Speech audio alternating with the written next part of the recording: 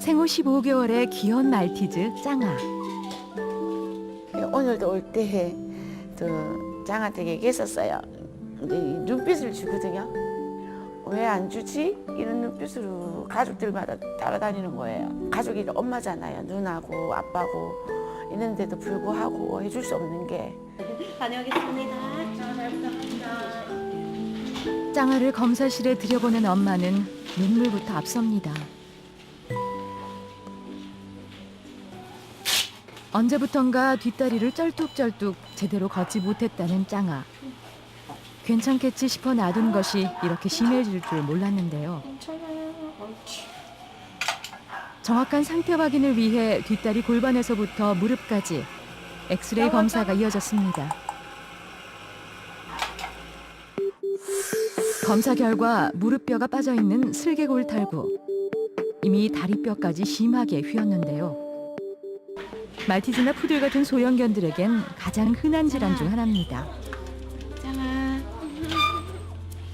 가뜩이나 짱아의 경우 나이에 비해 증상이 꽤 심합니다. 더 이상 수술을 미룰 수 없는데요. 엄마 속도 모르고 마냥 안아달라 보채는 녀석. 지켜보는 엄마는 속이 탑니다.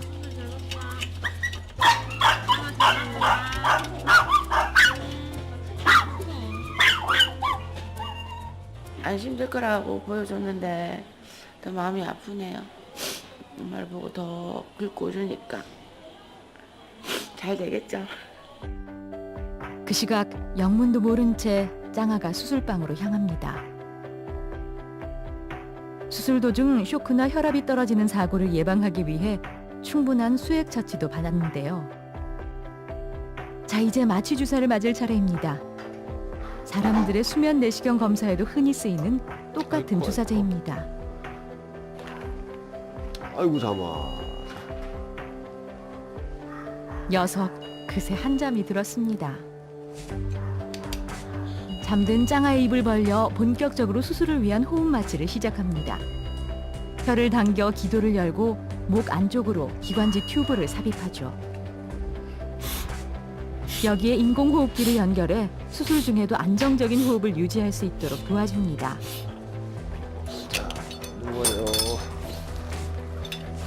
수술대의 크기가 작다는 것만 빼면 수술 장비도 수술 과정도 일반 외과 병원과 별반 다르지 않죠.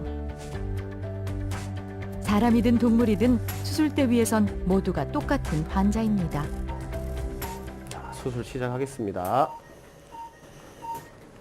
피부를 절개하자 작은 무릎뼈가 모습을 드러냅니다. 대퇴 근막과 관절낭을 절개해 무릎 안으로 접근합니다. 연골은 보호하면서 슬개골이 쉽게 빠지지 않도록 뼈와 뼈 사이, 관절 부위의 홈을 조금 더 깊게 파주는 것이 첫 번째 단계죠. 고랑의 깊이를 이렇게 옆에서 보시면 이렇게 더 올라가도록 이렇게 고랑의 깊이를 깊게 만듭니다. 이렇게. 그리고 연골판은 살려두고요. 자, 그러면 그루브 성형이 끝났고요. 슬개골 탈구는 대부분 선천적인 경우가 많습니다. 재발률 역시 높은 편이죠. 더구나 인대 자체가 틀어진 상태라면 보다 근본적인 수술이 필요합니다.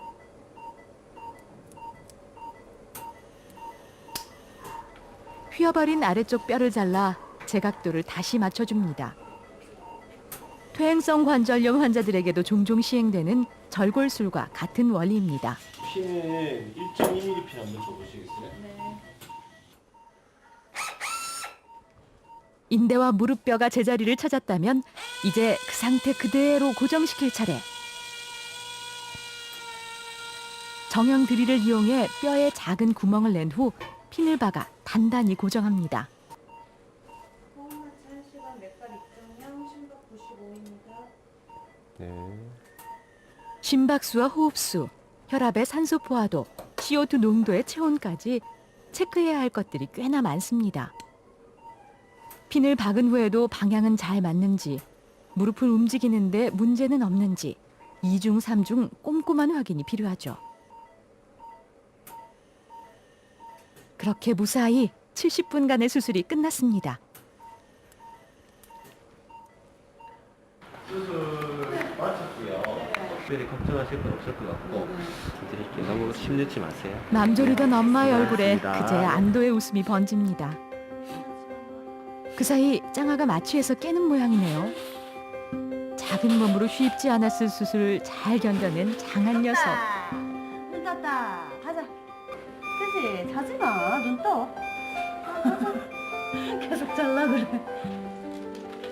가까스로 정신을 차린 짱아가 회복실로 돌아왔습니다. 상처 부위를 핥거나 물어뜯지 않도록 목 보호대부터 채워주는데요. 체온 36.5도였어요. 수술 중엔 체온이 많이 떨어지는 만큼 입원실 온도도 따뜻하게 유지시켜줍니다.